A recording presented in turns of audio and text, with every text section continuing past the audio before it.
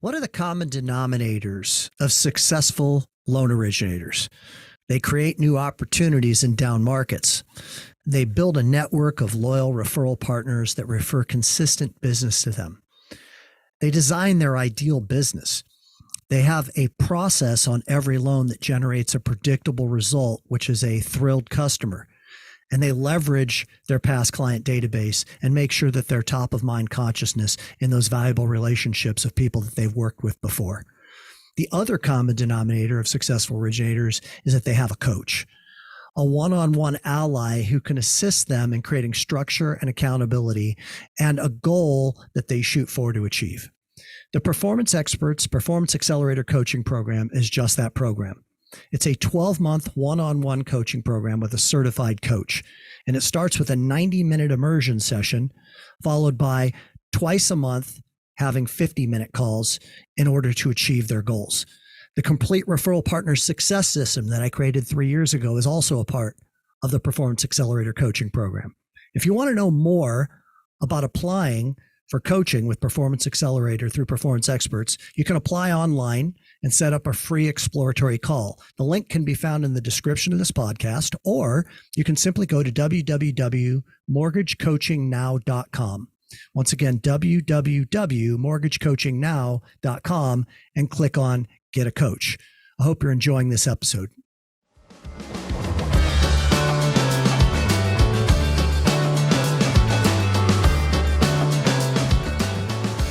Hey everyone, welcome to the 360 Experience. I'm your host, Tim Braheem, and I'm very excited about today's episode on a super important topic, which is the topic of meditation and in particular mindfulness. Noah Levine is an expert on the subject matter. He's been a meditator for over 25 years and is a teacher, a retreat host, and is somebody who I've gotten to know quite well. He's also a best-selling author. He's written 4 books, actually. Heart of the Revolution, Against the Stream, Dharma Punks, and Refuge Recovery. I'll tell my story with Noah and my first interactions with him when we get into the conversation, because I want him to hear it as well. Noah is a wonderful teacher, a very heart-centered man, somebody who brings a tremendous amount of wisdom to anybody that is interested in the subject matter of meditation. And his focus is in particular in how to utilize meditation for the purposes of breaking addictions. And the reality of it is so many of us have addictions in our lives. So without further ado, I hope that you enjoy this conversation with Noah Levine.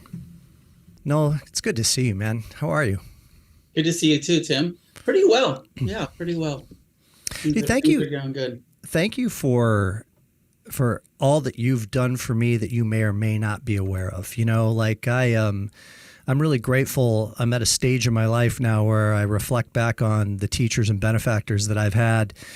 And you're way up there on the list, man, of people that have made an impact on my life. And I'm so honored to have you on the show and to just chat and just to learn from you and to have this audience that's listening be able to glean some wisdom from not just the teachings of the Buddha, but the subject matter of meditation. It's such an important topic, I think, in today's world, and with all the craziness and, you know, the distractions and the intensity, and boy, really being able to have a grip on our mind and our attachments is and to try to curb suffering is so important. So I think we should just start by you just sharing a little bit about yourself. I mean, I love, if I can, before you do, I love to tell the story to people when your name comes up about, you are the greatest head fake of my lifetime thus far, meaning that I signed up for this workshop at Esalen for 5 days to study mindfulness and meditation with this guy, and saw your picture, but it was like a black and white photo. And then I saw you in the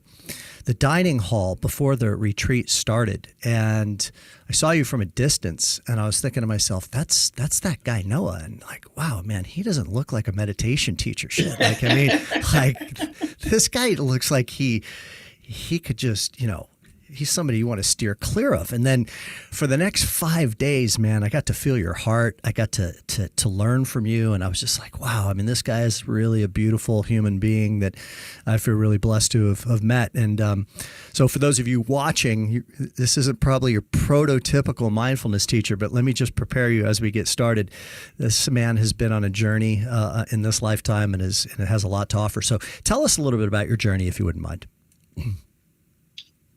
It's a big question. I mean, I think in some ways right now, how I'd frame it is, my journey has been one of, the suffering in my early life that led to addiction, that led to meditation and a path of recovery.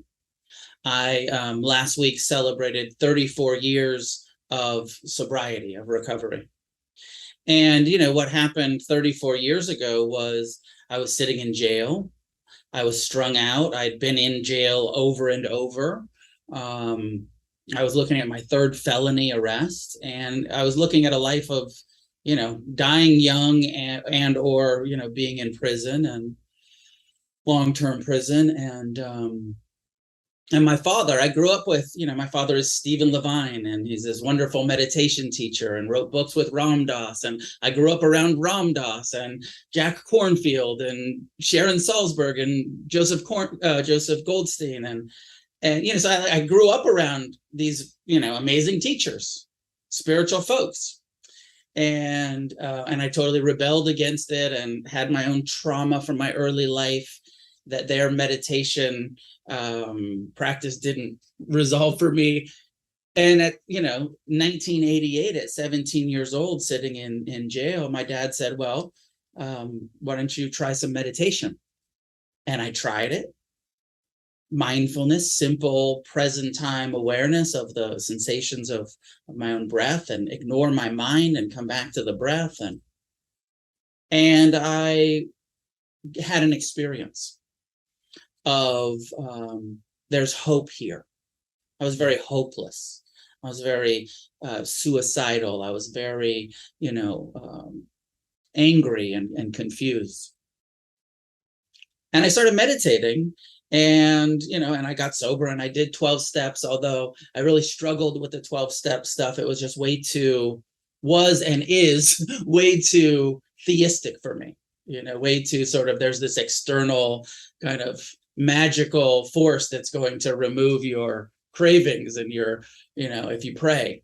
And I just like, that doesn't make sense to me. But meditation was a practical tool. And so I took to it, and I did it while I was locked up. And then after I got out, I started going to meditation retreats, and I established abstinence and recovery, and spent all of these years practicing Buddhism because it was the non-theistic spiritual approach to existence that made sense to me. But I didn't connect much with the Buddhists. They were my dad's friends, There was none of my people, my culture in the room. It was, I was meditating with the old hippies, baby boomer, and I was the tattooed punk rocker on the retreat. And in recovery in 12-step rooms, I found my people. I found the other addicts, like me in recovery, doing a spiritual practice on some way or another. And I spent a long time with these sort of two disparate, my culture is over here in the punk scene and in the recovery rooms, but my path is over here on the Buddhist, the middle path.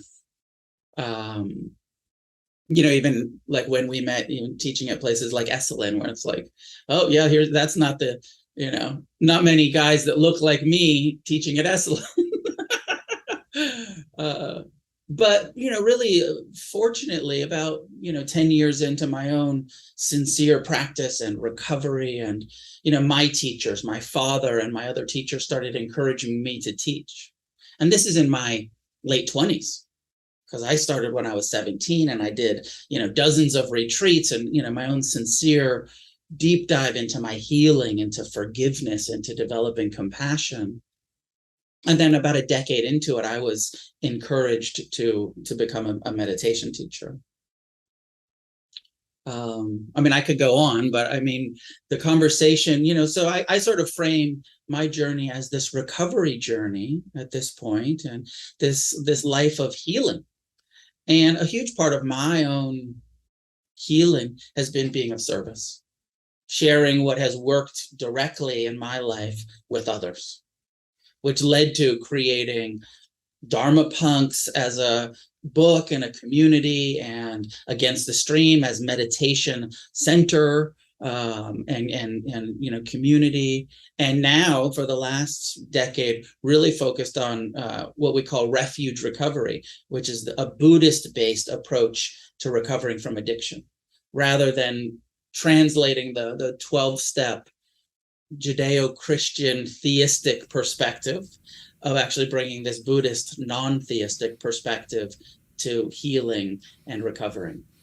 Yeah, I want to get into a little bit what Buddhism really is and the teachings of the Buddha, because I think that most people don't realize that Buddhism is more a philosophy than it is a religious faith, and I think that's important to create that distinction and to dive into that. But I want to touch on something, because I want to make sure that we grab this audience right away by the collar and be like, all right, listen up.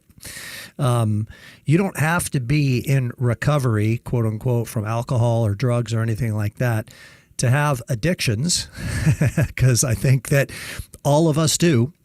We have addictions to work. We have addictions to sex, eating, technology, all kinds of things.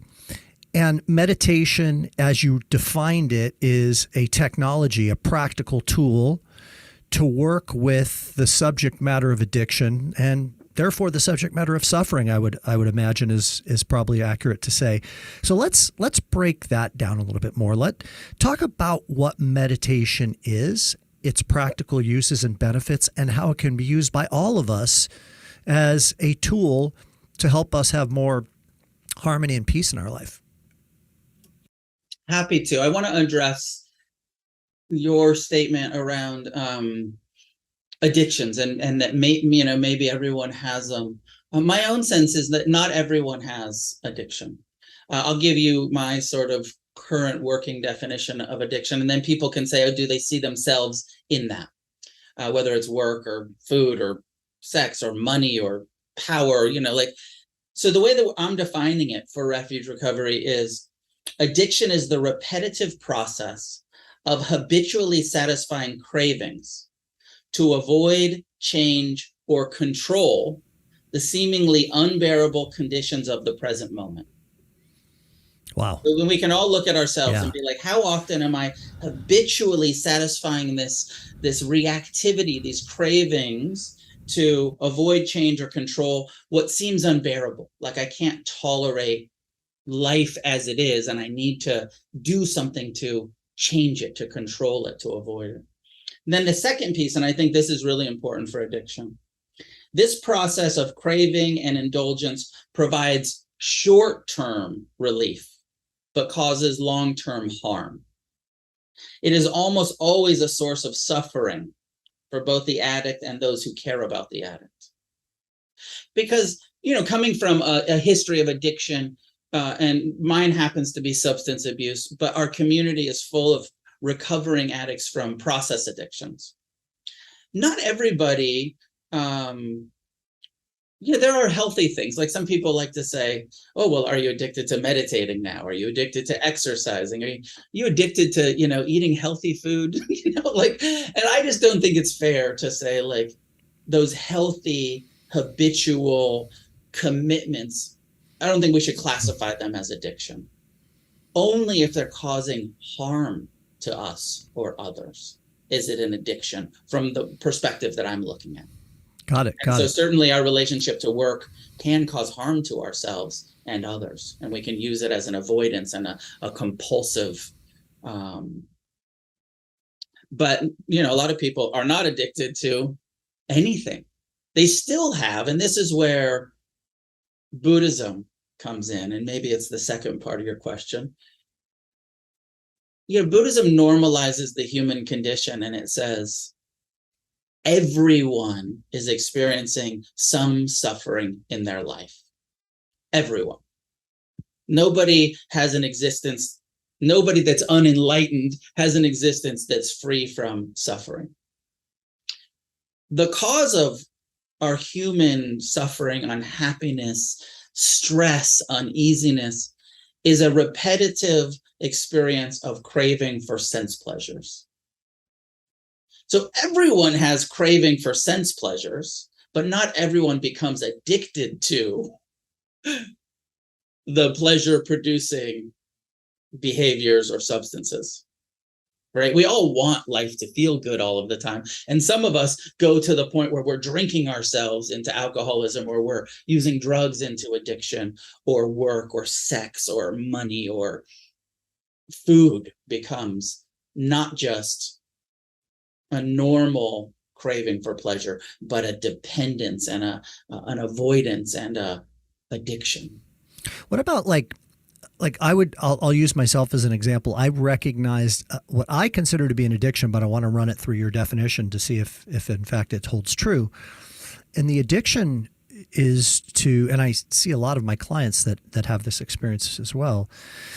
It's the addiction to staying busy. Not being able to sit still in the present moment. I remember an old girlfriend of mine was over with another couple, and we were in the kitchen. And I watched myself literally rearranging things on the kitchen counter and not engaging in conversation with the three of them. And I was the witnessing presence of this activity. And I was like, holy shit, like, what am I doing here? Like, what? Like, turn and face them, connect. Why? And that's when I started really examining this continual, habitual need to stay active and engaged in something, and to the detriment of connection. So I think there are a lot of people that fall into that category. Does that fit your definition of an addiction? I think you have to look at, and you can, right now in real time, reflect on what harm is that causing yourself or the people around you,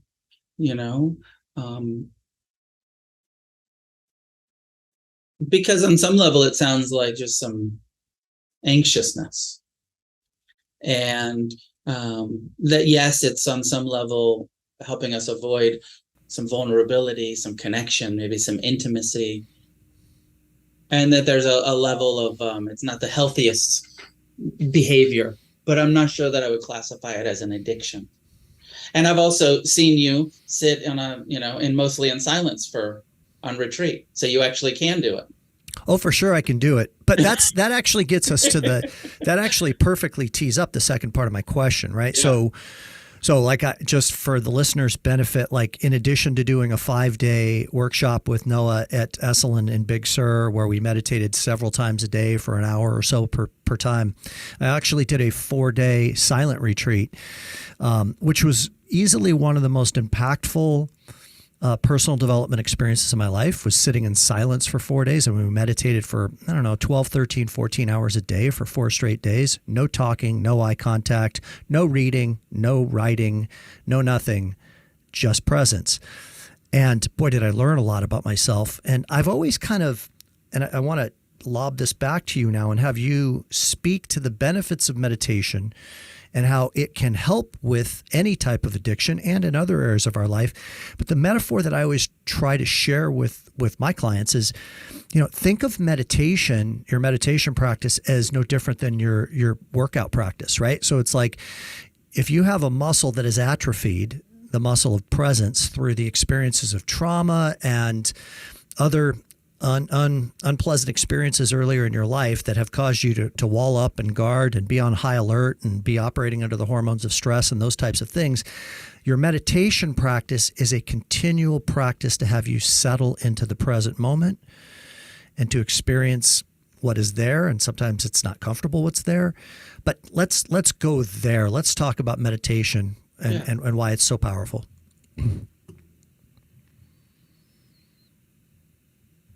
My sense of meditation is that everyone needs it. It's not about, I have this story of addiction and recovery, but it's not The Buddha's teachings are for all living beings, not just, we happen to be applying it in our community for addiction. But my sense, and, in alignment with the Buddha's teachings, is that the untrained mind is untrustworthy. And a life that's unexamined without a meditative awareness is destined for unnecessary unhappiness, unnecessary suffering. But that with meditation, which there's lots, this term meditation means a lot of different things to a lot of people, right? So there's a lot of different forms of meditation. From a Buddhist perspective, from an early, what the Buddha taught, early Buddhist perspective, there's two main forms and two main benefits, or several benefits from meditation. But there's mindfulness. The seventh factor of the Buddha's eightfold path is mindfulness. Mindfulness has 4 levels, 4 foundations. Mindfulness is defined as present time, non-judgmental awareness. So in even that, like all of us kind of like, yeah, how often am I present? Like you were saying, how often am I here and feeling what's here, seeing, hearing, smelling, tasting, being with my mind, my emotions. Mindfulness is it's become this sort of buzzword, and it's on Time magazine, but it's really radical to actually be fully present because it's unnatural. The mind's natural tendency is to be in the future and in the past. The Buddha referred to this, this, Tim, as the monkey mind. The untrained, without mindfulness, without efforts to be mindful, the monkey mind swings to the future, planning, hoping, worrying, swings to the past, reminiscing, resenting, to be here, as Ram Dass said, to be here now, as Eckhart is saying, the power of now, right? This is 2,600 years ago. The Buddha is saying now, present time awareness. And the point of present time awareness is to wake up to 3 things. Everything is impermanent, number 1. The truth of the undisputable nature of our human experience of reality is transience, is impermanence. Now, we all know that, right? Everybody listening is like, yeah, common sense. Of course, everything's impermanent. But without meditation, we go around forgetting that, denying it, doing a whole bunch of, sort of maladaptive behaviors that aren't in harmony with the truth of impermanence. Getting attached. All forms of attachment lead to suffering because whatever we're clinging to, attached to, are impermanent things. And then, without meditation, you forget that everything's impermanent. You cling and you're like, why am I so stressed about this changing impermanent thing? Sorry, how does meditation help you understand that everything is impermanent? Present time awareness, you pay attention, first foundation, you pay attention to your body, here, now. Pay attention to your breath, to the sensations in your body. What do you see? Arising and passing of sensation. The breath comes, the breath goes. Second foundation of mindfulness, you pay attention to not only the impermanent nature of the sensory, perception, but also what's your perception of what we call feeling tone. Is it pleasant? Is it unpleasant? Or neutral? The sounds that you're hearing, are they pleasant or unpleasant? The breath, is it pleasant or unpleasant? This, your ass on the meditation cushion, how's that feel? Pleasant or unpleasant? So by paying close attention, investigating what's happening moment to moment, you wake up to it's all impermanent. Nothing is constant. Nothing is unchanging.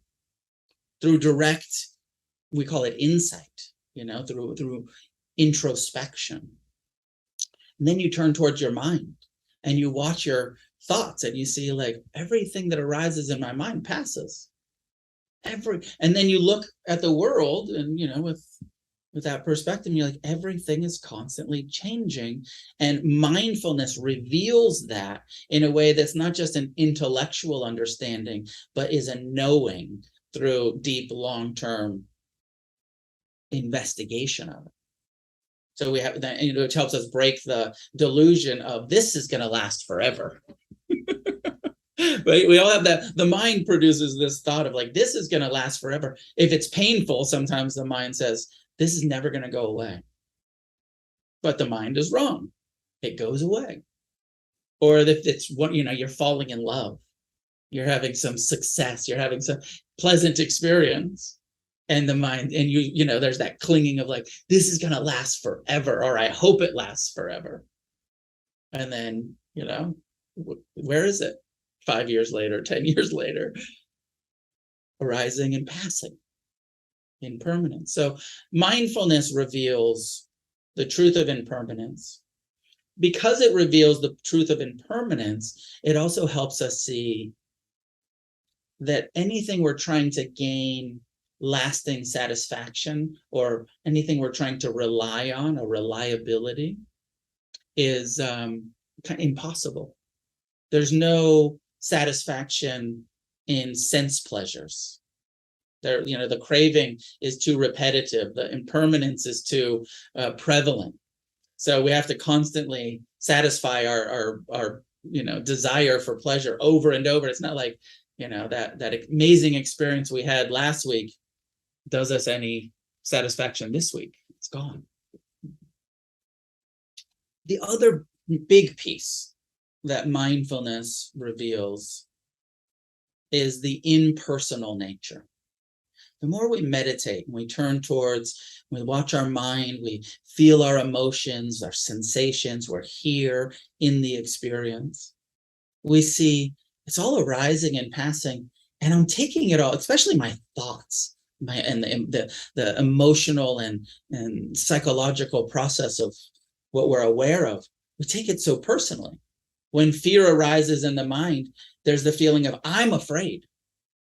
When anger, when love, there's this self-centeredness of the human condition.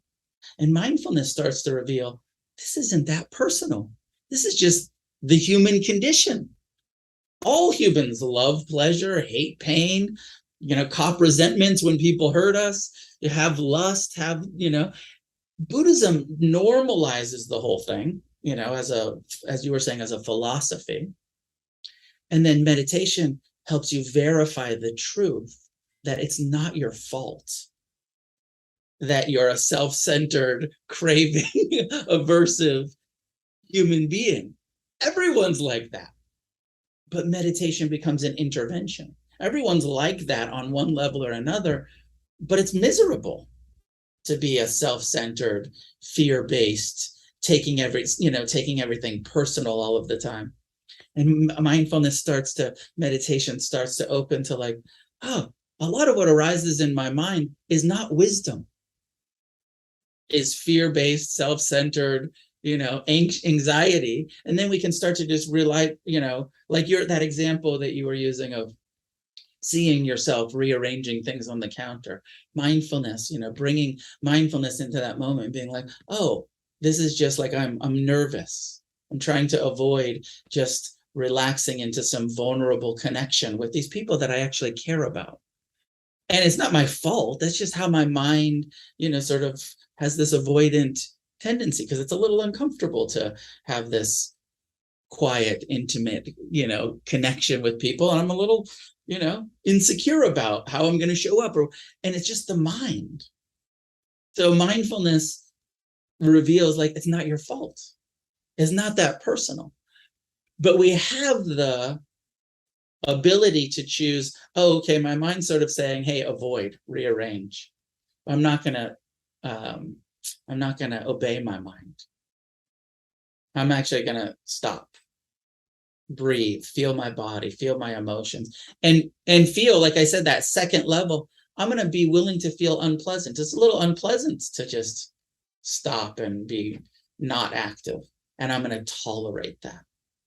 I'm going to have compassion for like, oh, this is a little uncomfortable, and I'm going to be in the discomfort rather than trying to avoid it. So much of what we learn in I mean, I can, I'm going on and on, but part of sitting meditation that's so important that you don't quite get from like a walking meditation or a yoga practice, sitting still and tending to the discomfort of your crossed legs on the cushion and your back starting to ache after 20 minutes or 30 minutes, and being able to just be with, oh, this is unpleasant. And there's a instinctual drive to meet unpleasantness with avoidance. But what if I just soften into it? What if I just accept this unpleasant experience as it is and try to meet it with compassion, try to meet it with mercy, with friendliness? Does that dissolve it over Not time? necessarily. So then what's the point of not avoiding it? Like, wouldn't it be more comfortable to avoid it? But that's the piece of meditation. There's so much in life that's unavoidable. Mm-hmm. If we could avoid all of the unpleasantness all of the time, we wouldn't have any problems. But as we all know, it's impossible to avoid all of the unpleasantness all of the time, which makes it necessary to get good at being uncomfortable. And meditation teaches you, yes, you're sitting there and you're like, wow, I could just move or I could get up, but I'm training my mind to get good at being uncomfortable, to get kind towards discomfort, compassionate towards discomfort, in preparation for all of the unavoidable experiences that we have every day. There's the big ones, the heartbreaks and the griefs and the betrayals or whatever happens in our life. But then there's just the sitting in traffic. Then there's just the, showing up to work or, doing stuff that we, doing laundry. And like, I don't want to do my laundry or the dishes or a little bit unpleasant, but, oh, I know how to do that. I just show up and I do what needs to be done, even if it's unpleasant. And ultimately, meditation gives us the potential ability to be at ease no matter what's happening. At ease in the midst of understanding everything's impermanent. The mind's reactive tendency is not your fault, but that it's possible to bring compassion and non-attachment so that we can actually be at peace in the midst of the most difficult situations that arise, and then just the ordinary, mundane, unpleasant, parts of life. In addition to increasing our appreciation for the joy, for the beauty, for all of the pleasure we experience. When we start practicing non-attachment, we can all look at our lives and be like, how many really pleasant experiences have I kind of ruined by clinging to them and grieving their loss rather than just enjoying it while it was here? So the more we practice that non-attachment, the more we understand the impermanence and practice the non-attachment, then when we're in the midst of pleasure, we can really fully embrace it. When we're in the midst of joy, we can really fully enjoy it rather than this sort of fear-based, oh, it's not going to last long enough.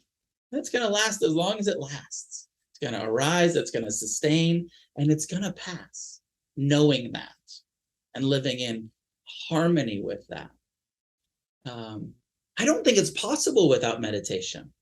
Without some sort of introspective. I mean, I'm not saying everybody needs to be a Buddhist. You don't. But we need some internal self-awareness, investigative practices.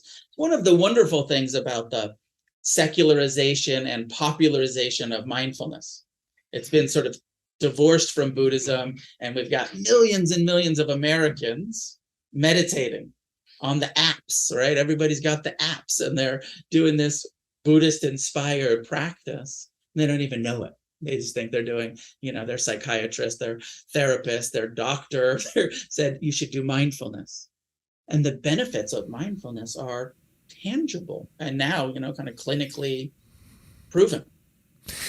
So I want to get to detachment in a moment, which you opened up the doorway for that. But before that, I'm going to tell a story about attachment and suffering to tee it up that I think you're going to find to be funny. So I go to Joshua Tree for your 4-day silent retreat.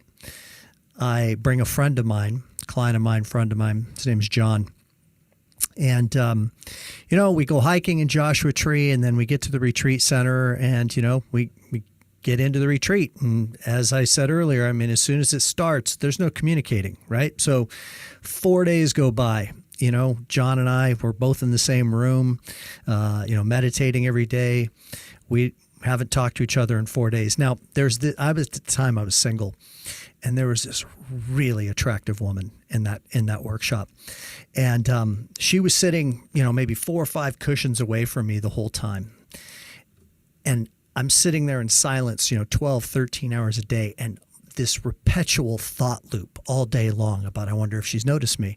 I wonder what her name is. I wonder where she lives. I wonder if she's single. I mean, I'm asking myself that question hundreds of times. Like, I see her feet go walking by while I'm eating, and I'm not supposed to make eye contact, and I know it's her. I'm like, wonder if she saw me sitting here. I'm like, complete basket case, totally attached to hoping that this woman notices me, because I was interested in finding a woman in my life, suffering, watching. And by like the 3rd or 4th day, I got freedom from it. Like I got to a point where I started laughing at watching my mind. What a gift it was to watch my mind over and over and over attached to this result that I'm hoping for. So I get in the car, we're leaving the retreat, get in the car, John sits down in the seat next to me. First words that come out of my mouth were, "Did you see that woman?" He goes, "Oh yeah, her name's Deborah." He goes, "I'm going to find out where she lives." He was thinking about her the whole time too. So we were both going through the suffering, which actually didn't make me feel so lonely, to your point, that we all are attached and we all go through the suffering of attachment. Now, let's look at the juxtaposition that I personally have found to be a bit confusing, and I know that a lot of people do because I've talked to them about it. What's the difference between detachment and indifference? Because oftentimes when I'm sharing with someone about this concept of not having attachment, because that's where the suffering comes from, people interpret that as meaning that you don't give a shit, or that you're totally indifferent and don't care. And there is a difference, isn't there? Yeah. Well, we're talking about, on one hand, caring deeply, compassion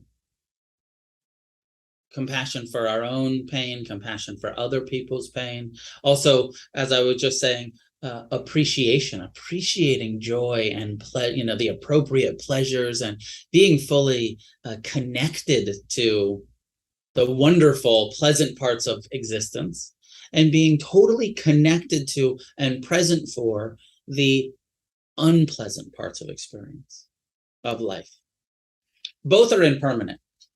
The goal, as I see it in kind of the Buddhist perspective, is connected non-attachment, connected, present understanding of impermanence, loving deeply, understanding that those feelings of love and will change and mature and perhaps disperse at times in our lives.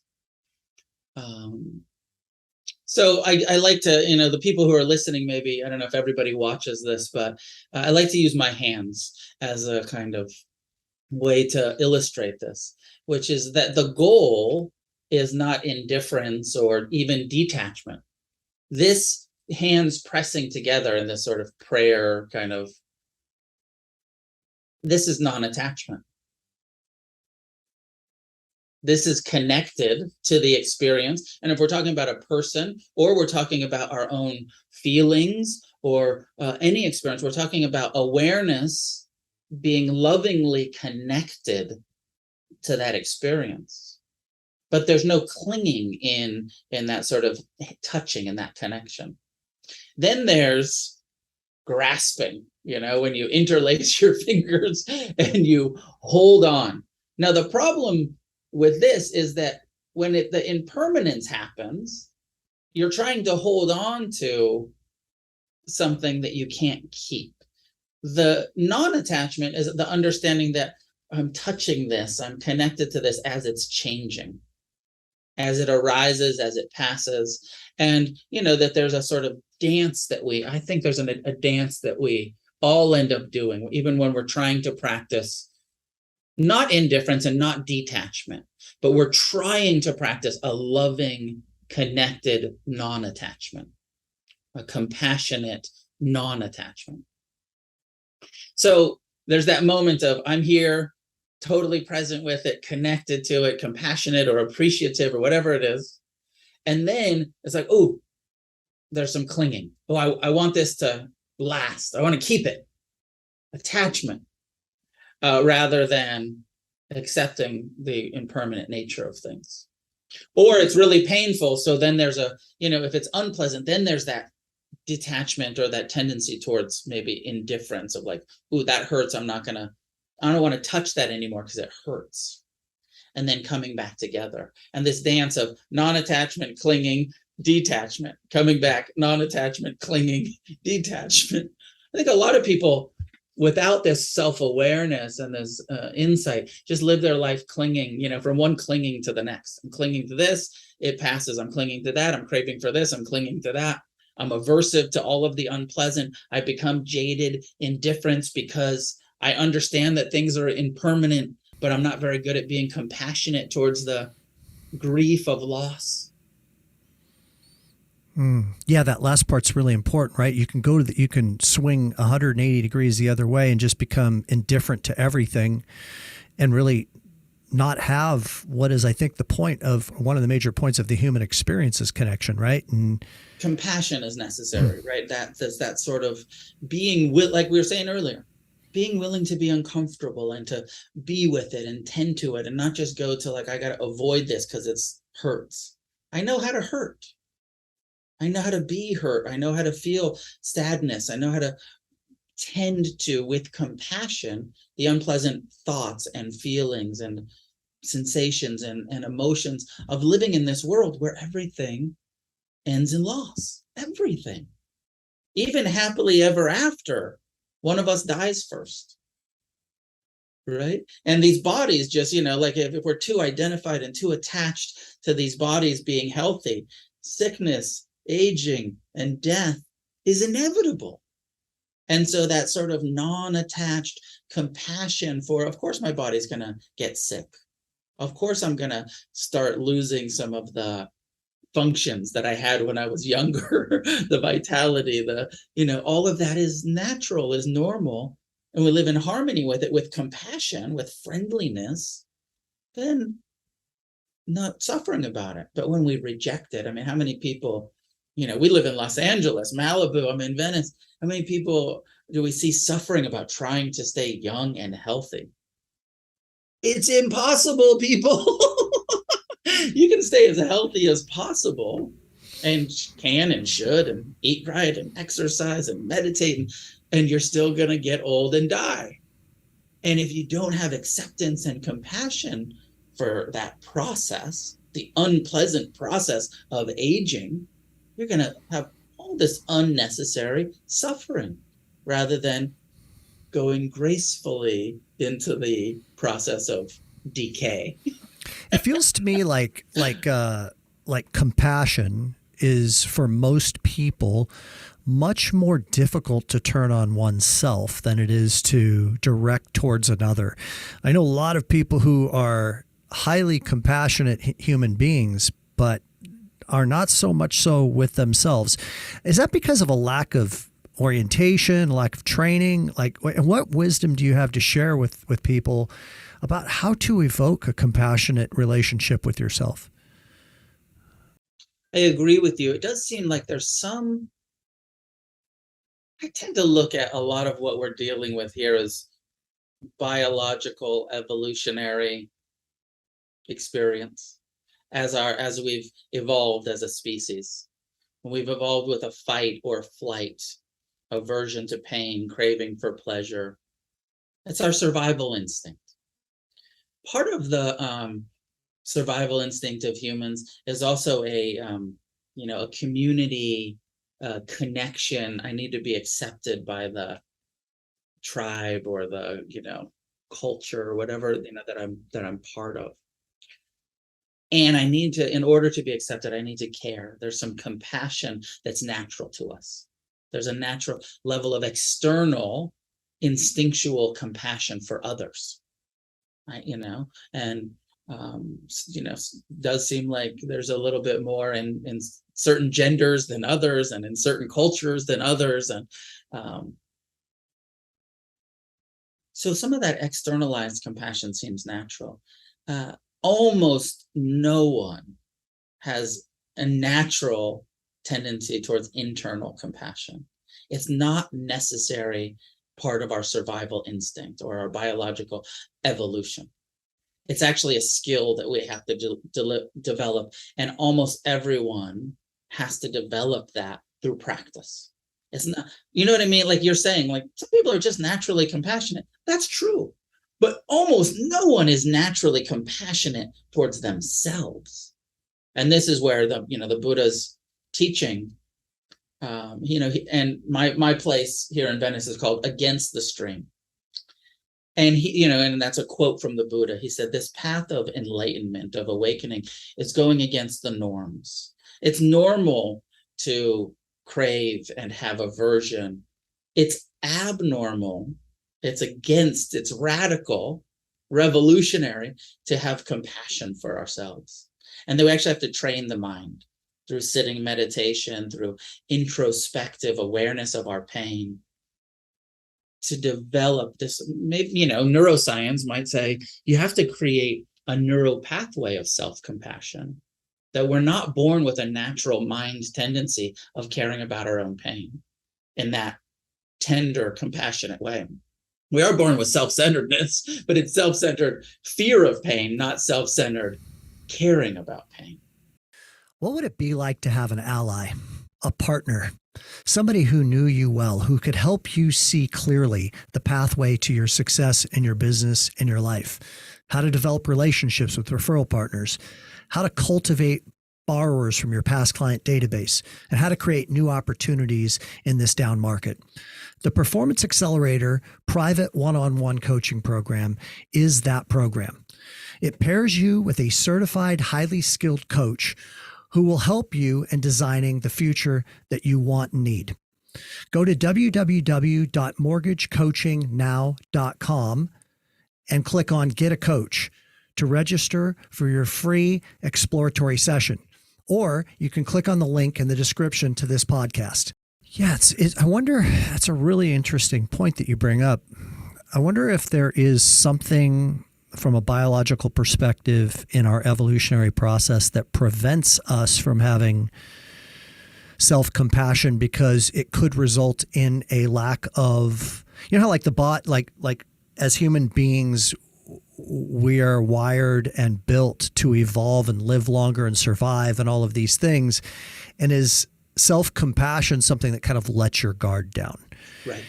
I think that's what it feels like. I wouldn't frame it as it prevents us. It's just not necessary.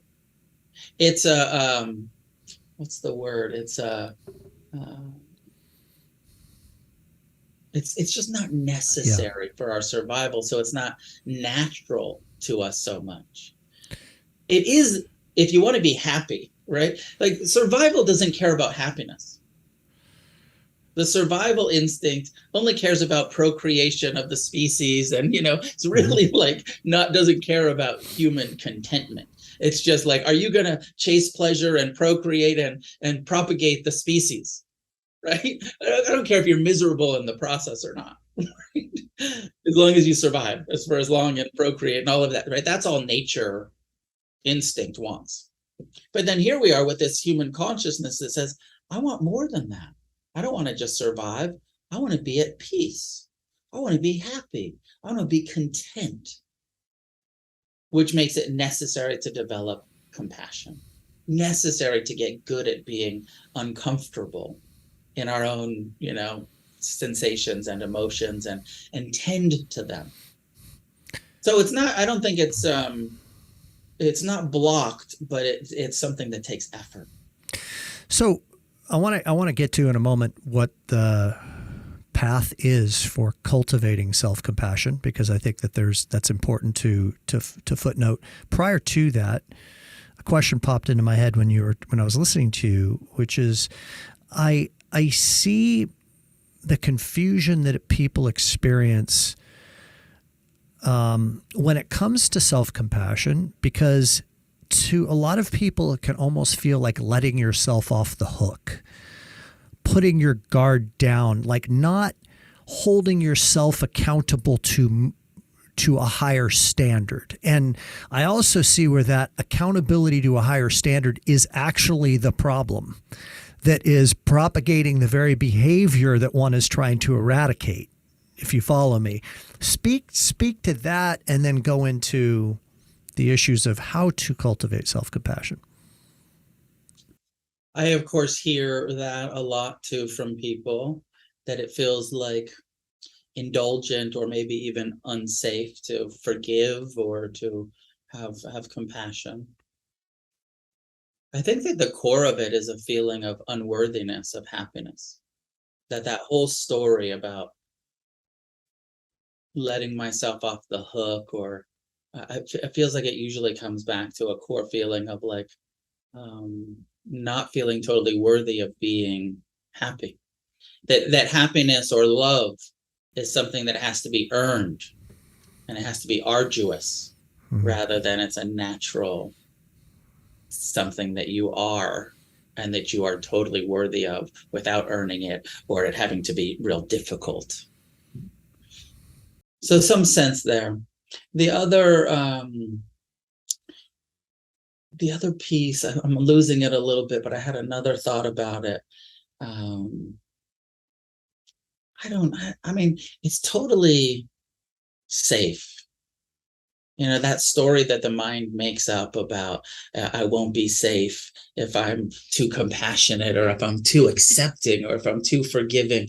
That story that like I need to be defended, and it's just not true. It's just a delusion that the mind, survival instinct, whatever makes up, that it's completely safe to be loving and compassionate. And here's the other piece, like, this may or may not make sense to everyone who's listening, but from a Buddhist perspective, karma is part of reality. Karma means we are totally and completely responsible for all of our intentional actions. And when we intentionally cause harm to ourselves or to others, there's a momentum that is created. And when, and a consequence. So you don't need to continue to beat yourself up about mistakes you've made, or unskillful actions that have happened, or it's totally okay to have compassion and forgiveness. You're still responsible. That I think you might have used the term letting yourself off the hook. Mm-hmm. Karma's teachings is you're on the hook. We are 100% on the hook, and compassion is the skillful response to the suffering that we've experienced and or caused. Mm-hmm. You still have the consequences of that. You still own that. And feeling guilty or feeling shame, or, isn't, maybe sometimes that guilt is a part of the karma, but that shame or that unworthiness, that's just confusion. We're fully responsible for our actions. And compassion and forgiveness is the appropriate response to when we've been unskillful. And it's not letting ourselves off the hook, because, you own it. I think that there's this tendency to think that I won't learn my lesson if I'm not punitive with myself. Yeah. Right. And I think that's just false. Like, I think it's false too. And I want to comment on something else. Like you're talking about, unworthiness of the feelings of unworthiness, of feeling loved or accepted. It's like when you think about it, it makes so much sense, right? I mean, you're born into the world. The first days in most people's cases, most infants' cases, you're adored, you're doted on, you're comforted, you're taken care of for hopefully months and first few years at least. And then there comes this point where, you start testing boundaries and there's penalty associated with, and you get acknowledged and loved when you do the right things as an infant, like if you're funny or if you eat all your food or whatever, and then it goes into getting good grades. But if you don't do all these things, that these structures that your parents and teachers put in front of you, then there is punitive results associated with it. Hence the evolution of I'm not worthy unless I do certain things, Earned. which yes, I'm not worthy unless I've earned. Do you want to speak to that further? No, I mean, I think that you're speaking to it in a general way, in a good way. I mean, of course, not everybody has those sort of even ideal, appropriate, containers in our childhoods, and some people, kind of get the, very little of the positive attention, no matter what, how well they're behaving. But I think in a general way, what you're saying seems to be true, and that, most of us come out of our childhoods thinking love is conditional. Not to mention, we grow up in a culture of Judeo-Christian theism that says humans are basically sinful and bad, and the only true happiness is in the kingdom of heaven. Even if you didn't grow up in a Christian or Catholic or still the culture has this attitude of puritanical, sinful, that we all take on some level or another, that basically this perspective that humans aren't good. Now, this is so different. One time, you may have heard me tell this story before. One time, a whole bunch of Buddhist teachers were meeting with His Holiness the Dalai Lama in India to talk about teaching Buddhism in the West. And it was all these Western teachers. And the Dalai Lama asked the teachers, what do you think is the kind of most central issue that your students are suffering about? And a bunch of the Western teachers got together and huddled up and said, and they came back to the Dalai Lama and they said, probably unworthiness or self-hatred. And the Dalai Lama had to go back and forth with his translator, and eventually kind of came to back to them and said, we don't even have really a term for this experience of self-hatred that you're talking about. And, this perspective is, when you grow up in a culture that tells you you're born into sin and you're, Jesus died for you and all of that stuff. And the difference between growing up in a Buddhist culture where they say, in the Tibetan Buddhist, where they say, you have Buddha nature. And yep, you have all of this suffering that you're going to have to overcome, but you have all of the power through your own efforts to awaken and to become a compassionate, loving being, and that's actually who you are. You're not sinful.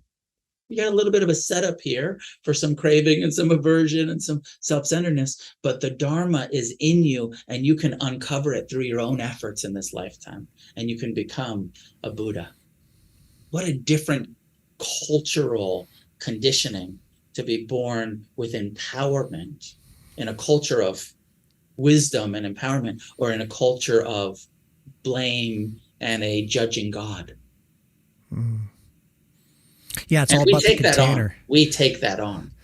It's all about the container that you've been inserted into, right? Like, and the doctrine around that. Like, I have people ask me. I have so many amazing clients in my Leadership 360 coaching program. And I've been asked many times, like, what is your vetting process? My goodness, you guys must do an incredible job because there's so many amazing, kind human beings. And I tell them, you're giving us too much credit on the vetting process. It's as good as it can be, 3 Zoom calls for an hour each. It's about the container. We set a container on our retreats that is safe, that allows the true nature, to your point, of every human, in my view, to come out, which is their loving nature, their Buddha nature, as you just put it. I believe in my world, that's how I see things, which is that everybody is kind and loving if they're put into the circumstances that allow for them to not have to feel like they have to defend and have their guard up and think of themselves. What about, let's go back. So I want to hit on this self-compassion thing again. So what suggestions do you have about cultivating self-compassion? So we talked about, and I went on too long. We talked about meditation and how it works. And I mostly talked about the wisdom that we develop through mindfulness. Now, the other factor, the concentration factor of the Eightfold Path, is concentrating the mind, training the mind to be loving, to be compassionate, to be forgiving, to be appreciative and equanimity. So it's through creating neural pathways, turning, some of it happens in mindfulness. I was talking about it in mindfulness, sitting there and turning towards the unpleasant, rather than turning away from, turning towards the unpleasant sensations. You develop more tolerance. I feel like there's this default of aversion to pain, but the more you sit with it, turn towards it, there's this needle that goes from aversion to compassion, and it moves slowly through a meditative practice. Turn towards it, you become more tolerant, you become more accepting, you get better at sitting still for 45 minutes at a time, and then there's this middle piece that feels like, I like to talk about it as mercy. The more we pay attention, the more we see how powerful we are and how much effect we can have based on how we respond to what's happening.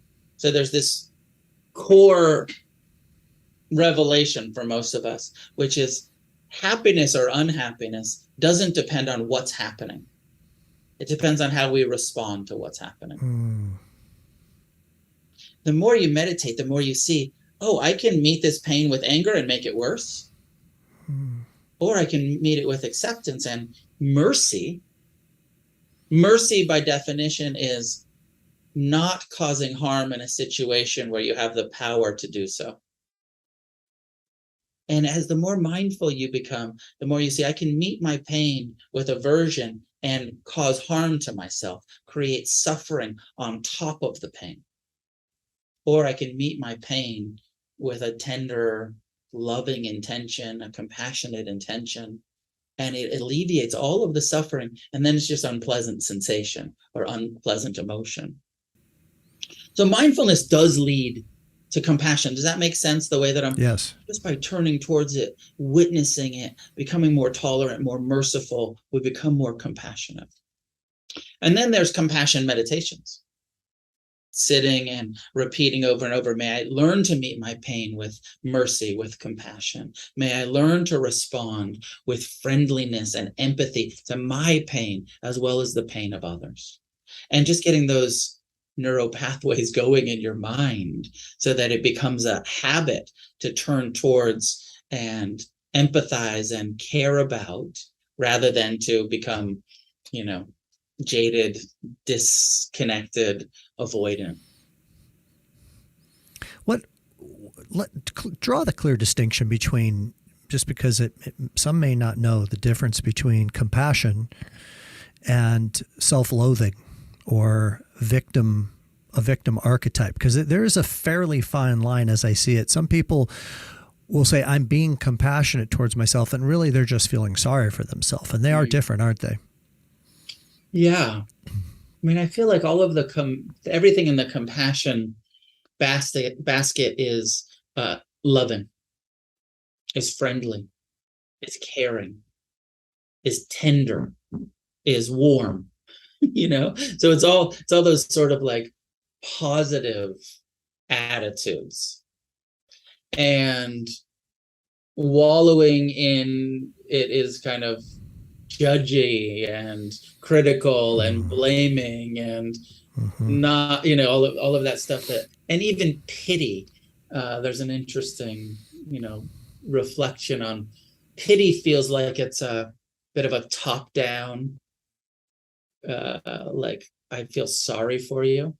Like, I feel sorry for myself. pitiful.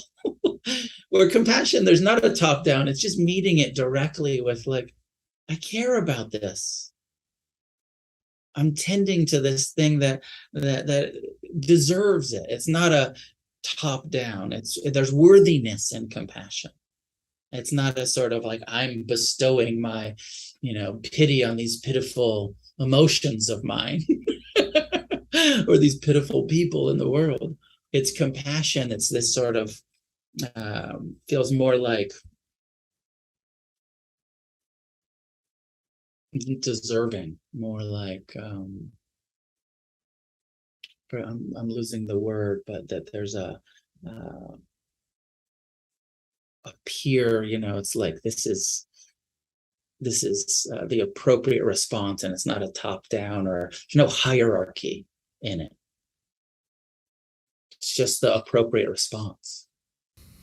There was a moment in Joshua Tree, I think it was on the last day or one of the last days, where we had a walking meditation, and I went out into that labyrinth that they have there at the retreat center, and I was doing the walk. And it was, I believe, I may use the wrong terminology, but it was what was referred to as meta practice, I believe. And I'd like you to elaborate on what meta practice is in a moment. But basically, you gave us certain phrases to say to ourselves.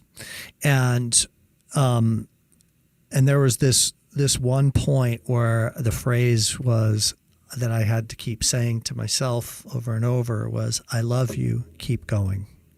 I love you, keep going. And I probably said it 20 times silently to myself. And then it was like a dam broke, man. I remember watching the tears fall into the sand as I was walking. It was that much self-compassion and self-love. And it was such a glorious feeling, man. I had never experienced that much of intensity of love for myself as I did in that moment. And it was so healing, so incredibly healing. And I don't think that most people are ever given the tools to have an experience like that. That's why it's so important. Would you like to comment on that?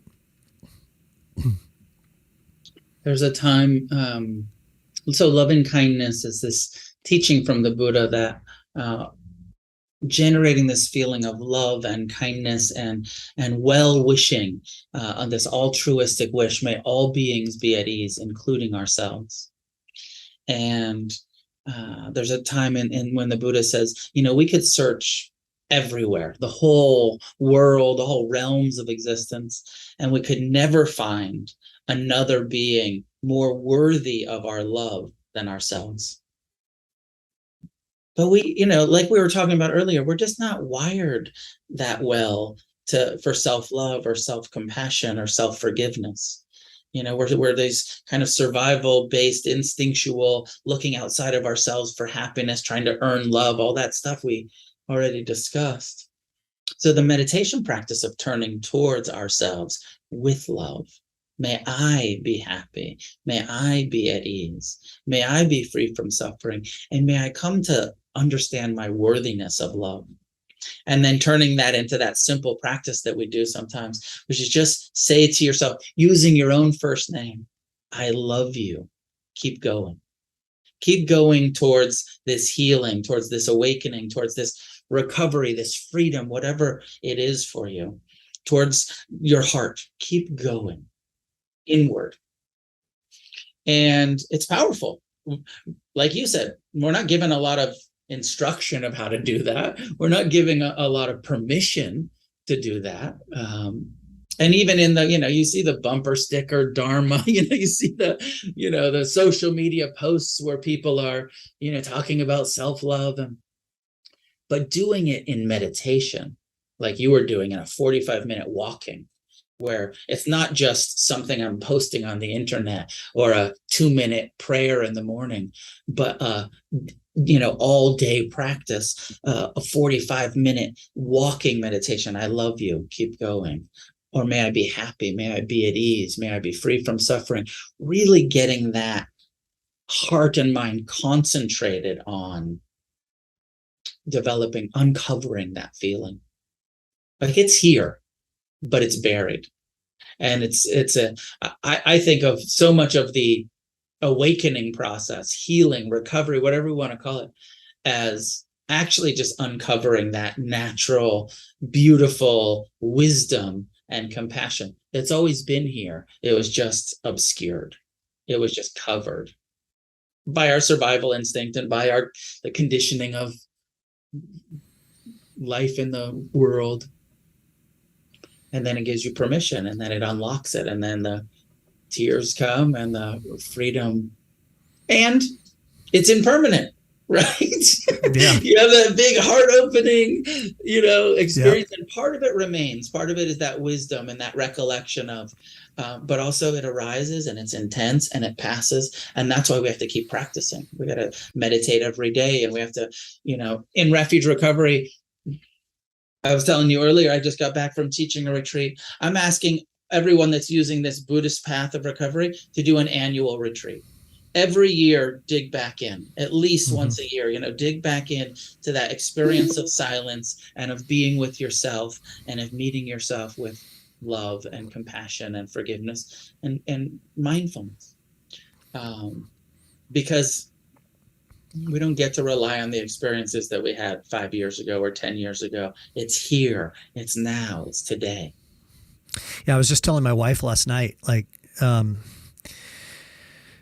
yeah, and you're so right. Like, it's like, you have that heart opening experience, and then it's like the real world's waiting for you, and it's going to throw all of its shit at you, and you're going to have the stuff to deal with. So it is impermanent. And that's why I was telling her last night, I was like, I've concluded that I will always be doing my work the rest of my life. Like, workshops, meditating, journaling, gratitude journal, various retreats that are heart-centered for me. Like that's a part of the evolution. That's a part of self-actualization. I mean, I don't think self-actualization is a destination that you land at and you're done. It's a consistent evolution, right? I want to ask you about the Buddha. Before I do, I just want to tie something up here real quick for the listeners that I mentioned earlier, and I want to say it in a little bit different way, is that what I've concluded, and if you have a comment on this, feel free, is that when I have looked deeply at my stuff, and I've been looking at it deeply for more than half my life now, and I continue to peel the layers of the onion back, and I ask myself, well, what's the source? What's the source? I keep coming to deeper sources of, whatever, the shortness that I have in my condescending tone of voice sometimes, or my impatience, these things that I don't want to be. The source, as I peel the layer of the onion back, always resides in some type of judgment of self. And that's the part that I don't think most people really get. And that's where they get tripped up on. Having compassion towards myself feels like I'm letting myself off the hook. And what I had said earlier is that it's actually the lack of compassion for oneself that is the source of the behavior in the first place, in my experience. And what can unwind it over time, and it's not a light switch, it takes time, but what can unwind it over time is really understanding the misunderstanding that one is experiencing and having compassion for that misunderstanding. Does that make sense the way I said that? Yeah, I think that I like the way that you were wrapping that up there, because my mind was going to the core issue there is believing the judging mind. It's not having the judgments. I said it earlier. It's not what's happening, including the confused judgment that the mind is producing. It's how we're relating to it. It's believing it. It's identifying with it as true, because it's actually not true. The mind is a fucking liar. And any time that it's telling you that you're unworthy or unable or unlovable, or almost all of those judgments about who we are. Not, sometimes we have some criticisms about things that we've actually done, that are unskillful, and we want to take responsibility for it. But when the mind is judging us about who we are and saying you're unworthy, or It's a fucking lie every time. Shame is a lie every time. But it doesn't stop the mind from doing it. But with awareness, we can see like, oh, the mind is lying to me again. And I don't need to incarnate as that. My mind is telling me I'm unworthy, or that I should feel bad about who I am. And it's not true. It's just a confused part of my mind that's giving me misinformation, bad advice. The mind saying you should suffer about this, and it's bad advice. And most people don't know that it's optional, that we don't have to believe our minds, and we shouldn't believe a lot of our minds. I mean, we can look back, all of us can look back on our lives and be like, man, I've been so confused, and so my views and my opinions and my reactions, and we can look back and be like, my mind has given me a whole bunch of bad information in this lifetime. But we still believe what we're thinking right now. Yeah.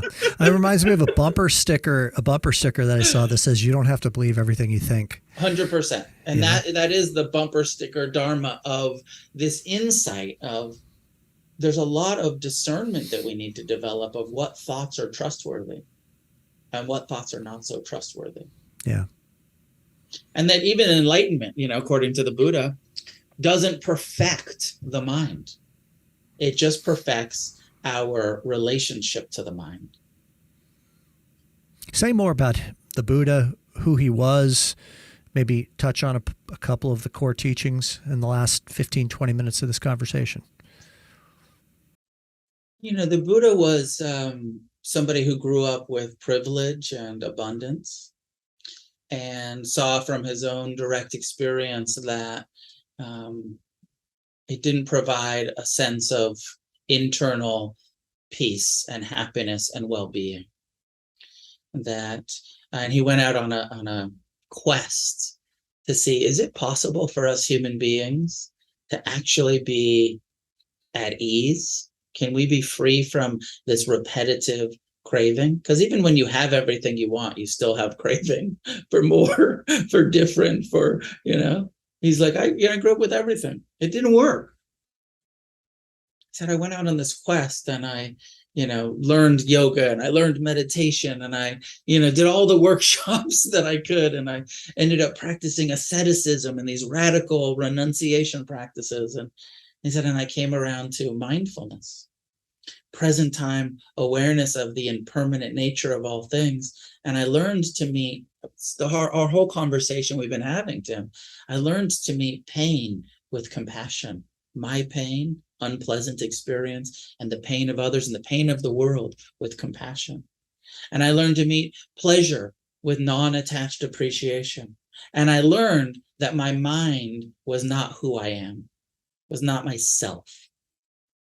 And I developed discernment to seeing that some thoughts are wise and to be cherished and enjoyed and believed, and some thoughts are unwise and they're to be, had compassion for and also abandoned. So this led to what we call enlightenment, nirvana, the end of suffering.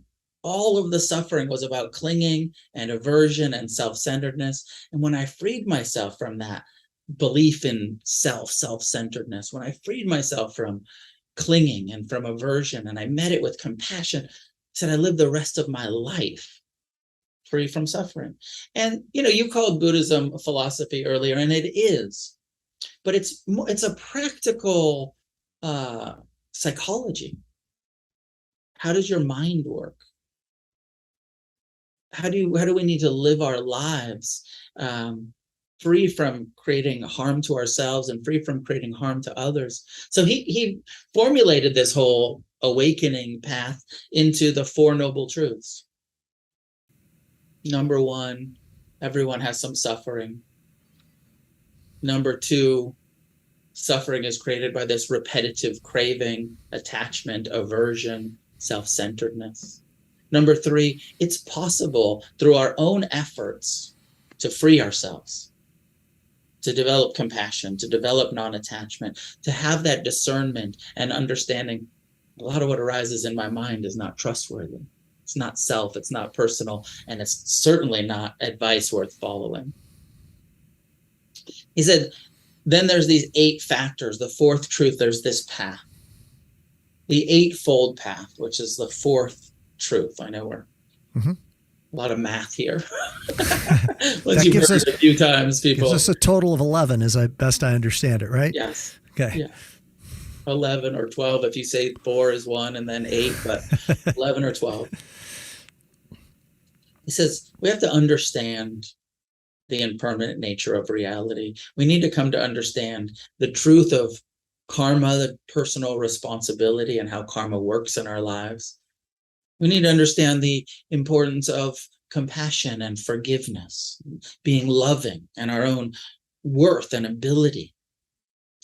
He says, with that, we then have to direct our intentions away from harmful intentions towards loving intentions, towards non-harming, towards kindness, towards generosity, towards service and compassion. Second factor, understanding intention. He said, then we need to look at the karma of our communication, speech, and how we talk to each other, and when, the importance of honesty and appropriate timing and kindness in our communication, and all of the harm that we cause when we gossip and we, spread rumors, and when we, are being unkind with our speech. So then we have to look at our actions, this fourth factor. Because karma is true, we have to practice renunciation around killing and lying and stealing. And we have to be careful to not cause harm with our sexuality, to avoid sexual misconduct. And the fifth precept, the fifth part of action, he says, because mindfulness is so important and necessary on this path, we need to avoid intoxicants. We need to avoid those pleasure-producing substances like wine, like marijuana, like psychedelics, that take us out of the ability to be fully present. We like them because they feel good and they take us out of the ability to be fully present. Right? That's what it produces some pleasure, but it blocks our ability to be mindful. So he says, live a sober life, live a life free from recreational intoxications. So that's the actions. So understanding, intention, communication, action. He says also we need to look at livelihood. Karma is true. How are we earning money? How are we relating to money? Are we creating negative karma for ourselves in our livelihoods? You don't want to, you can be a real good meditator, but if you're lying for a living, you're creating all that karma of lying. So you need to have a livelihood that is honest, that's not violent, that's not, hurting people or hurting yourself. Then he says, this whole path takes effort. The sixth factor of the eightfold path. It's going to take so much effort to practice the renunciation of the 5 precepts, to be careful with our speech, to understand, to have wise intentions. And 7 and 8, as I said earlier, our 7th factor is mindfulness, 8th factor is concentration. So both of these are meditation practices, concentrating the mind, becoming mindful. And that it takes effort to walk this path. He called it the middle path. He said, I found this path, these 4 noble truths, this eightfold path. He said, it's a middle path between the 2 dead ends. And one dead end is seeking happiness in the material and sensual realm, thinking I can purchase happiness. If I'm rich enough, if I'm famous enough, then I'll be happy. Dead end. Doesn't work for anyone ever, period. All of the rich, famous people will tell you it didn't work. But it doesn't stop the delusion of thinking like, well, if I had more money, then I'd be happy. Doesn't work. The other dead end is blind faith in religious dogma and this sort of, spiritual make-believe that there's some sort of easier way towards instant, heaven.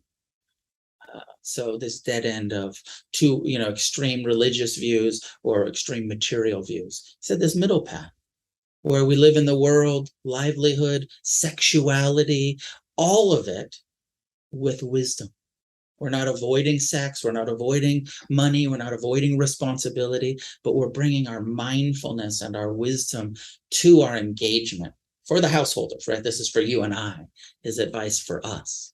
Of course, there's also all of the other people who go become nuns or monks and be celibate.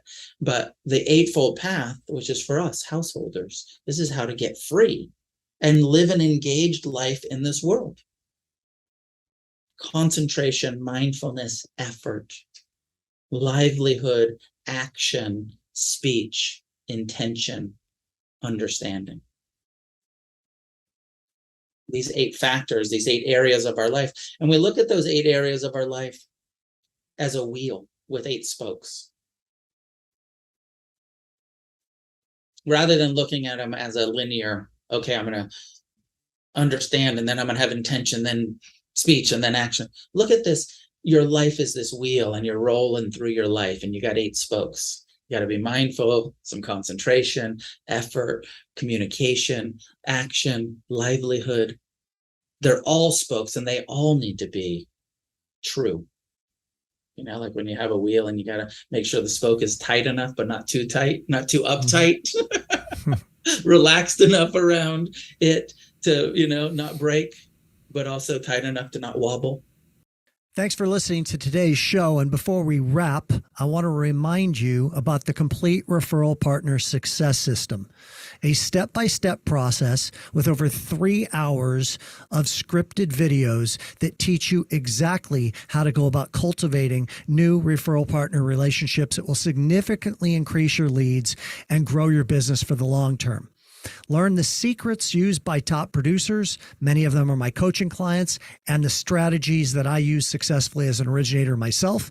You're going to learn how to nail the first meeting, that precious and important meeting that you have with that potential referral partner for the first time. You're going to learn how to cross-sell every listing agent on the transaction, and you're going to discover how to stop selling and start connecting and start building long-term relationships. There are over 20 powerful scripts educating you on exactly what to say, provided both in video and written transcripts. And for podcast listeners, we have a special offer. For a limited time, you get 50% off. Normally, RPSS is $899, and to podcast listeners, it's only $449.50. Use the link in the podcast description for more information and get your 50% off discount, or go to www.performance-experts.com. I hope you enjoyed today's show, and we look forward to future episodes that educate you and help you in the growth of your business. Do me a favor, and I feel like karma is a very misunderstood term. Could you summarize concisely what karma is? Because I hear people like, you know, the common thing is, you know, somebody does something that pisses somebody off, and I'm like, well, and then they have something bad happen to them. It's like, well, that's karma. It's like, okay, well, it kind of is, but it's not just about like punishment for action, right? Like it's the law of cause and effect. But if you could define a little bit more concisely what that means, I think that'd be helpful for the listener. Well, that's a piece of it. You know, maybe some of that, cause and effect. So maybe when something, you know, bad, you know, sometimes when something bad happens, it's like, yeah, that's karma. But also, we should reframe that also when something good happens, when you're really successful. Like, oh, you know, congratulations for the karma of your success. Yes. It's not all punishment. Yes. Thank you. Thank you. I'd like to think that. Yeah. Also, congratulations for the karma of your success, not just like the blamey kind of thing that we like to do. Cause and effect. I think it's more useful to think of karma as how we're responding to what's happening in our lives rather than what happens in our lives. My karma, something happens, you know, something good happens. And how I respond to it, you know, and something good happen, I could get real attached to it. And the karma of that attachment is I'm going to suffer of that attachment. Or something really good happens and I can have non-attached appreciation. And the karma of that is going to be no suffering. My response to it is appropriate. It's not going to create suffering in the future. Something unpleasant, something, you know, happens in our lives. And if we meet it with a lot of anger and judgment, and it's going to create this momentum of anger and, you know, resentment in our lives. But if we meet it, the karma, if we meet that painful thing with compassion and with forgiveness and with acceptance, then the karma of that is going to be like, oh, I'm not suffering about that. That was painful last week. This week, it's just a memory that was met with compassion and acceptance and forgiveness. Cause and effect, how we respond, how we behave, how we react creates a effect for us in the future, and creates a habit and creates a momentum. So the importance of being honest, being kind, being loving, being compassionate. And when we're not, making amends, asking for forgiveness, forgiving ourselves. Yeah. Beautiful. Noah, how can our listeners find you and get more information from you? One of the things that I want to make sure that you direct them to is the ability to do some of your meditations, because I think one of the things that that is a great gift is the way that you guide people through a meditation. Your voice tonality is very pleasing, and your wisdom is certainly significant in the practice. How can they find you from a perspective of learning a little bit more about what you do, getting access to some meditations, getting access to some of your Dharma talks, and also tell us about your books? Sure. So two websites and podcasts that are out there that I do. The first one, my sense for most of your community, that's going to be the best resource, is againstthestream.com. Againstthestream.com is my meditation center here in Venice, California. I teach every Monday night, and I teach it both in person here for people who want to come in. It's also on Zoom. So people from all over the country are also attending live on Zoom. Then it's recorded and uploaded to YouTube. So there's a Against the Stream YouTube channel. And then it's also put on a podcast, which is on, Spotify and Apple and all of those podcast platforms, the guided meditation and the lecture, the Buddhist lecture. So Against the Stream. And Against the Stream is also the organization that you came to retreat with me on. And, I've got a 7-day retreat in Big Bear next month in October. And I teach, 2 or 3 retreats a year for Against the Stream. So anybody who's interested in a deep dive into silent meditation retreat practice, you can check that out on the Against the Stream site. And then, find the meditations. There you'll find the guided meditations, everything that Tim's talking about on Against the Stream.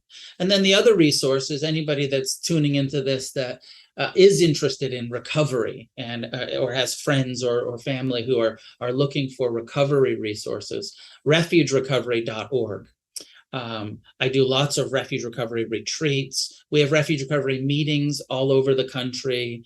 There's refuge recovery Zoom meetings every day, lots, where we're using this philosophy of the Four Noble Truths, the Eightfold Path, to recover from all forms of addiction, whether that's drugs, sex, alcohol, food, any manifestation. If you identify, one of our guiding principles is, all are welcome, and anybody who wishes to be free from addiction is welcome to be a member. So if you identify as an addict of any kind, process addiction or substance dependence, people are welcome.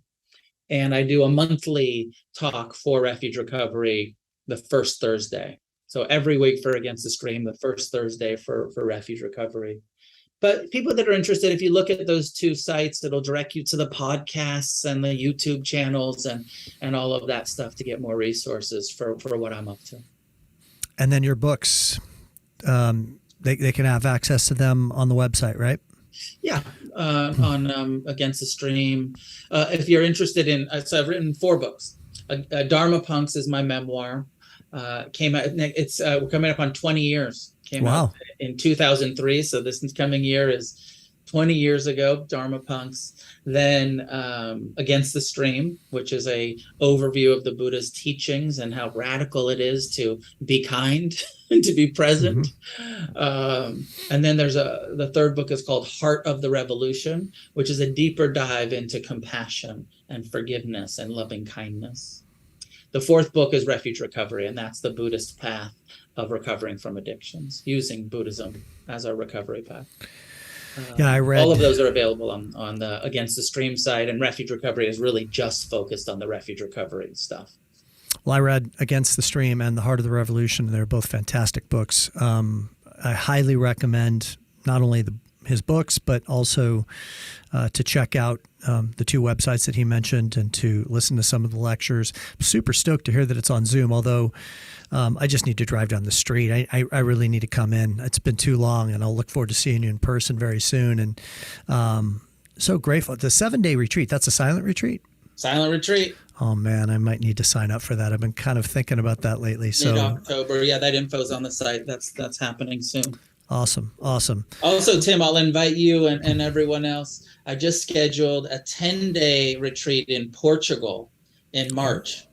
Wow. So maybe consider coming over to Europe and coming to this Portugal retreat for 10 days. And it's like March 17th through 27, early, spring next year. It's a silent retreat? Silent 10-day. Oh, man, that's, oh, gosh. In the mountains of Portugal, I guess just, up the hill from the ocean. I guess we're half hour, 40 minutes from the ocean and up in the, mountains, jungles up there. How many hours a day will everybody be meditating? We do it all day. It's not sitting meditation all day. Yeah. It's sitting, walking, and then, the 3 meals. But, we probably have 7 sitting meditations a day, and then 6 walking meditations, and then the 3 meals. And I'm teaching with a guy named Jason Siff out there. And Jason is a little bit more relaxed than I am around schedule sometimes, and around silence than I am. He used to be a monk, and he's a wonderful teacher. I'm sometimes a little fundamentalist of like, we have to be silent and we got to do all. He's like, we're here, we're on retreat. Let's just see how it unfolds. Yeah, well, I know that whenever I mention this to people, they look at me like, why would you do something like that? And that must have been so incredibly hard. And the answer is, yeah, the first couple of days were challenging. I mean, frustrating would be a better word, but man, on the backside, when the freedom starts to come in, it's like I didn't want it to end, is the truth. So 4 days, I remember you told me at the end of, or you had the one-on-ones with us, and you had told me, in that little one-on-one session, you're like 3-4 days in, you're just getting to the good part. And I've never forgotten about that. And I was like, man, I really need to do a longer one. So you'll be hearing from me, my friend. I really appreciate your time. Thanks for your wisdom. And it was really nice to connect with you, bro. Thanks, Tim. Great to see you.